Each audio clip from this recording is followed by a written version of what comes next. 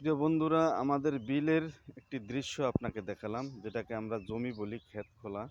এখানে এই জমির বা এই ক্ষেতের এই ফসলি জমির চতুর্দিকে বাড়িঘর, বাগান, আর এর মাঝখানে অনেকটুকু জায়গা, যে জায়গাটুকু হয়তো হিসাব কিতাব করলে 2 একর 3 একর হবে। মাঝখানের জায়গাটুকুতে সরিষা ফুল, কলই গাছ, বিভিন্ন ফসল করেছেন। এই ফসলগুলি কৃষকের, এই ফসলগুলি আমাদের দেশের জনগণের। তারা পরিশ্রম করে এই ফসলের পিছনে, এবং এই ফসল তৈরি করতে আল্লাহ তাদের অনেক পরিশ্রম করতে হয়, ঘাম জড়ানো সময় পার করতে হয়। এই ঘাম জড়ানো সময়ের মধ্যেই আমরা পেয়ে থাকি বিভিন্ন রঙের ফসল, খেসারির ডাল, সরিষা, তারপরে সুপারি, তারপরে আমরা দেখতেছেন দূরে সুপারি গাছ, বিভিন্ন গাছগাছালি, বাঁশ গাছ সহ পানের বরজ, বিভিন্ন কিছু দেখা যায়, যেগুলি থেকে আমাদের দেশের একটা অর্থনৈতিক চাহিদা পূরণ হয়, এবং যারা ফসল করেন তাদেরও কিছু একটা আল্লাহ রিজিক দান করেন। এটাই গ্রামের মানুষের জীবন, খুব সহজ সরল এবং সুন্দর জীবন।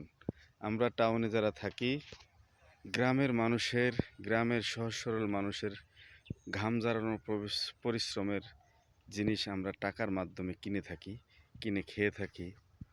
আল্লাহ আমাদের গ্রামের মানুষদেরকে সহি এবং সুন্দরভাবে জীবনযাপন করুন, সুস্থ রাখুন, এই দোয়াই করি সবসময়।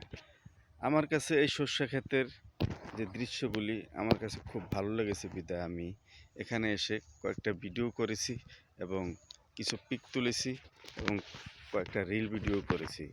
আপনারা আমাকে ভালোবাসেন যারা, আমার ভালোবাসার মানুষগুলি, আপনারা আমাকে এই ভিডিওগুলিতে একটু সাপোর্ট করবেন, ভালোবাসা দিবেন। হয়তো আমি সুন্দরভাবে কথাগুলি উপস্থাপন করতে পারি নাই, চেষ্টা করতেছি আপনাদের সামনে আস্তে আস্তে সুন্দর সুন্দর কথা, সুন্দর সুন্দর ভালোবাসা দিয়ে, আপনাদের কাছ থেকে সুন্দর সুন্দর ভিডিও দিয়ে আপনাদের কাছ থেকে ভালোবাসা আদায় করার আশা করি। আপনারা আমাকে সর্বদিক থেকে সহযোগিতা করবেন। সরষা ফুলের গাছ 2 রকমের হয়, এক রকমের সাদা সরষা, আর একটা হলো কালো সরষা, যেটা আপনারা জানেন হলুদ গাছে যে সরষাটা হয়। এই হলুদ গাছের সরষাটা হয় বেশিরভাগ কালো কালারের দানা, আর সাদা সরষা যেটা, সেটা সাদা কালারের ফুলও হয়, গাছও একটু বড় হয় এর থেকে, আর ও সরষাগুলিও সাদা থাকে, তেলটাও একটু হালকা সয়াবিন তেলের মতো সাদাই হয়।